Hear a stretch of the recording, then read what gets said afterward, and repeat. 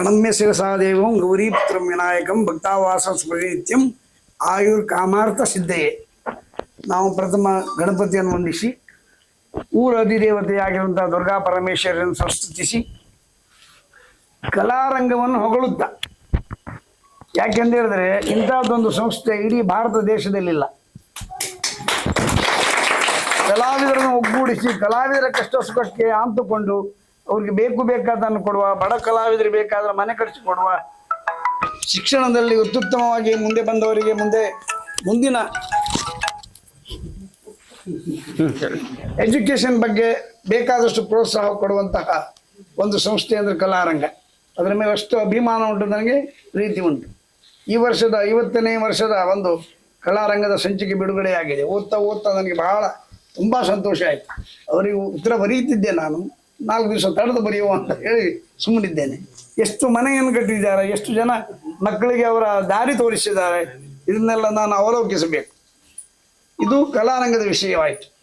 ಅಲ್ಲಿ ಸೇರಿರುವಂಥ ಎಲ್ಲ ಸದಸ್ಯರು ಕೂಡ ಯಾವ ಸಂಬಳವನ್ನೂ ತೆಗೆದೆ, ಪ್ರತಿಫಲ ಅಪೇಕ್ಷೆ ಇಲ್ಲದೆ ರಾಮನ ಸೇವೆ ಮಾಡಿದ ಹನುಮಂತನ ಹಾಗೆ ಸೇವಾ ಹಿ ಪರಮೋ ಧರ್ಮ ಅಂತ ಹೇಳಿ ತಾವು ಕೆಲಸಕ್ಕೆ ಮಾಡ್ಕೊಂಡು ಬಂದಿದ್ದಾರೆ. ಮತ್ತೆ ವಿಘ್ನೇಶನ ಬಗ್ಗೆ 2 ಮಾತು ಆಡಲೇಬೇಕು. ಅವನನ್ನು ನಾನು ಇತ್ತೀಚೆಗೆ ನೋಡಿದವನು. ರಂಗಸ್ಥಳದಲ್ಲಿ ಅದ್ಭುತ ಆದರ್ಶದ ಹಾಗೆ ಕುಣಿತಾನೆ, ಮಾತು ಕೆಲವರಿಂದ ಕಲ್ತಿದ್ದಾನೆ, ಕಲಿತು ಎದುರುತ್ತರ ಕೊಡುವಂತಹ ಯೋಗ್ಯತೆ ಅವನಿಗಿದೆ. ಇನ್ನೂ ಅವನ ಎಲ್ಲ ಸಂಭಾಷಣೆಗಳನ್ನು ಸಂಸ್ಕರಿಸಬೇಕು, ಒಳ್ಳೆಯ ಗುರುಗಳಲ್ಲಿ ಹೋಗಬೇಕು. ಅಂದರೆ ಸಂಭಾಷಣೆ ಬಗ್ಗೆ, ಕುಣಿತದ ಬಗ್ಗೆ ನನಗೆ ಗೊತ್ತಿಲ್ಲ, ನಾನು ಹೆಚ್ಚು ಕುಣಿಯುವವನು ಅಲ್ಲ. ಆದರೆ ಇನ್ನೊಂದು, ನೈತಿಕವಾಗಿ ಒಬ್ಬ ಕಲಾವಿದ ಶ್ರೇಷ್ಠರಾಗಬೇಕು. ನೈತಿಕ ಅಂತ ಹೇಳಿದ್ರೆ ಒಡನಾಟ ಜಾಸ್ತಿ ಆದಾಗ ಅವರ ಆಚೆ ಈಚೆ ಇದ್ದ ಗೆಳೆಯರೆಲ್ಲ ಎಳ್ಕೊಳ್ಳುವುದುಂಟು. ಸ್ವಲ್ಪ ಹಾಕುವ, ತೊಂದರೆ ಇಲ್ಲ, ಒಳ್ಳೆಯದಾಗ್ತದೆ. 2 ಬೀಡಿ ಸೇದ್ರಿ ಅಂತ ಅರ್ಥ ಮಾರಾಯ. ನನ್ನ ಅನುಭವ ಇದು. ನಾನು ಹಿರಿಯಡಕ ಮೇಳದಲ್ಲಿದ್ದಾಗ ಪೇದ್ರಿಯಲ್ಲಿ ಒಂದು ಆಟ ಆಯಿತು. ನಾನು ಸುಧನ್ವ ಮಾಡಿ ನಿಂತ್ಕೊಂಡಿದ್ದೆ ತೆರೆ ಹಿಂದೆ. ಒಬ್ಬರು ಬಂದರು, ಮುದುಕರು, ಸಾಧಾರಣ ಒಂದು 60 ವರ್ಷ. ನಾನಾಗ ಯೌವನ ಅಷ್ಟೆ. ಒಂದು ಬಾಟ್ಲಿ ಹಿಡ್ಕೊಂಡು ಬಂದರು. ತಗೊಳ್ಳಿ ಸುಧನ್ವ, ನಿಮ್ದು ಆಗೋದು ಒಳ್ಳೇದಾಗ್ತದೆ ನೋಡಿ, ಒಂದು ಸ್ವಲ್ಪ ಹಾಕಿ. ಆಯಿತು ಕೊಡಿ ಎಂದೆ. ನಮ್ಮ ಮೇಳದಲ್ಲಿ 2 ಕುಡಿಯೋರಿದ್ರು, ಕೆಮ್ಮಣ್ಣಿ ವಿಠ್ಠಲ ಶೆಟ್ಟರು ಅಂತ, ಹೆಸರು ಬೇಡ, ಪ್ರೀತಿಯವರು ದಾಖಲಾಗ್ತದೆ. ಅವ್ರಿಗೆ ತಗೊಂಡೆ ಕೊಟ್ಟೆ. ಭಾಳ ಸಂತೋಷ ಆಯಿತು ಅಂತ ಹೇಳಿದ್ರು. ಅವ್ರಿಗೆ ಸಂತೋಷ ಪಡಿಸಿದ್ದೀರ. ಅಂದರೆ ಆ ಆಮಿಷಕ್ಕೆ ನಾವು ಮನಸ್ಸು ಒಂದು ಕ್ಷಣ ಸೋತ್ರೆ ಮತ್ತು ಅದರಲ್ಲಿ ಮುಳುಗಿ ಬಿಡ್ತೇವೆ ನಾವು. ಇದು ನನ್ನ ಕಂಡ ಅನುಭವ, ಸ್ವಂತ ಅನುಭವ ಅಲ್ಲ. ಎಷ್ಟೋ ಜನ ಕಲಾವಿದರು, ಎಷ್ಟೆಷ್ಟೋ ದೊಡ್ಡ ಕಲಾವಿದರು ಕೂಡ ತಾವು ಹಾಳಾಗೋದ್ರ ಜೊತೆಗೆ ಇನ್ನೊಬ್ಬರನ್ನು ಹಾಳು ಮಾಡಿದವರಿದ್ದಾರೆ. ಅವರ ಹೆಸರು ಹೇಳುವುದಿಲ್ಲ ನಾನು, ಹಾಳಾದವರಿಗೆ ಗೊತ್ತುಂಟು ಅದು.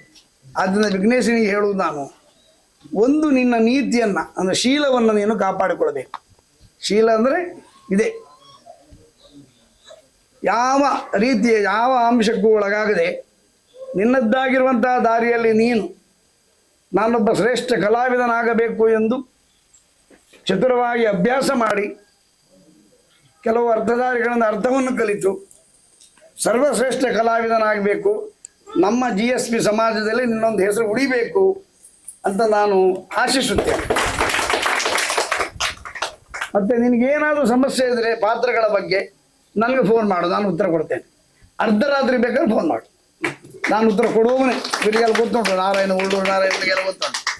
ಇವರಿಗೆ ಸಮಸ್ಯೆ ಬಂದರೆ ಫೋನ್ ಮಾಡು, ಎಷ್ಟೊತ್ತು ಮಾರ ಸ್ವಲ್ಪ ಹೇಳಿ ಬಿಡುಗಡೆ ಅಂತ ನಾವು ಉತ್ತರ ಕೊಡ್ತಿದ್ದೆ. ಆದ್ದರಿಂದ ಯಾವ ಪೌರಾಣಿಕ ಪ್ರಸಂಗದ ಯಾವ ಪಾತ್ರಗಳು ಹೇಗೆ ಆಗಬೇಕು ಎಂಬುದನ್ನು ನನ್ನ ತಂದೆಯವರು ನಾನು ಕಲಿಸಿಕೊಟ್ಟಿದ್ದಾರೆ, ಗೋವಿಂದರಾಜ ಶಾಂಬಾಬು ಭಾಗವತರು. ಆದ್ದರಿಂದ ನಿಮಗೆಲ್ಲ ಹೇಳಿಕೊಡುವಷ್ಟು ನನ್ನ ಹತ್ರ ಉಂಟು.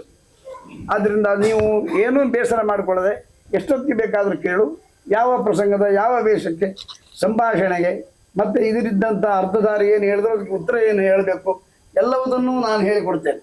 ಆದ್ದರಿಂದ ನೀನು ನಾನು ಹೇಗೆ ನಡೆದಿದ್ದೇನೆ ಎಂಬುದನ್ನು ಅವಲೋಕಿಸು. ಇವರು ಹೇಳಿದರು, ಜೀವನದಲ್ಲಿಯೂ ಕೂಡ ನಾನು ಶ್ರೀರಾಮಚಂದ್ರನೇ. ರಂಗಸ್ಥಳದಲ್ಲಿ ನನಗೆ ಯಕ್ಷರಾಮ ಅಂತಲೇ ಬಿರುದು ಬಂದಿದೆ. ರಾಮನ ಪಾತ್ರವೇ ನನಗೆ ಹೆಚ್ಚಿಗೆ ಹೆಸರು ತಂದದ್ದು. ಆದುದರಿಂದ ನೀನು ಕೂಡ ಹಾಗೆ ರಾಮ ಏನು ಮನುಷ್ಯನಾಗಿ ಹುಟ್ಟಿ ದೇವತ್ವವನ್ನು ಸಾಧಿಸಿದಂಥ ಮಹಾಪುರುಷ. ದೇವರು ಅಂತ ನಾವು ಎಲ್ಲೂ ಹೇಳಿಕೊಳ್ಳುವುದಿಲ್ಲ. ಅಂಥದ್ದೊಂದು ನೀನು ಮನುಷ್ಯನಾಗಿ ಹುಟ್ಟಿ ಒಬ್ಬ ಕಲಾವಿದನಾಗಿ ನೀನೂ ಕೂಡ ಆದರ್ಶವನ್ನು ನೆನಪಿಸಿಕೊಂಡು ಬೇಕಾದ್ರೆ ನನ್ನನ್ನು ಒಂದ್ಸಲ ನೆನೆಸ್ಕೋ. ಆರ್ಗೋಡ್ ಮುಂದಾಶೇಣೆಯವರು ಹೇಳಿದ್ದಾರೆ ಅಂತ ಹೇಳಿ ನೆನೆಸ್ಕೋ. ಯಾವ ಅಡ್ಡ ಕಸುಬಿಗೂ ನೀನು ಹೋಗದೆ, ಅಡ್ಡ ದಾರಿ ಹಿಡಿದೆ, ಸಂಪೂರ್ಣವಾದ ಸ್ವಚ್ಛವಾದ ನಿನ್ನ ಜೀವನ ನಾವೆಲ್ಲರೂ ಹೊಗಳುವ ಹಾಗೆ ವಿಘ್ನೇಶ ನಾನು ಕೇಳಿದ್ದಾನೆ, ಬಹಳ ಸಂತೋಷ ಅಂತ ಹೇಳಿ ನಾವು ಕೂಡ ಸಂತೋಷ ಪಡ್ತೇವೆ. ಅದು ದೇವರ ಪ್ರೀತ್ಯರ್ಥವಾಗಿ ದೇವರ ಆಶೀರ್ವಾದ ನೀನು ಪಡ್ಕೊಂಡು ನಮ್ಮ ಮುಂದೆ ನೀನು ಬೆಳೆದು ದೊಡ್ಡವನಾಗಬೇಕು ಎಂಬುದೇ ನನ್ನ ಆಸೆ. ಆದುದರಿಂದ ನನ್ನ ಮಾತನ್ನು ಇಲ್ಲಿ ಮುಗಿಸ್ತೇನೆ.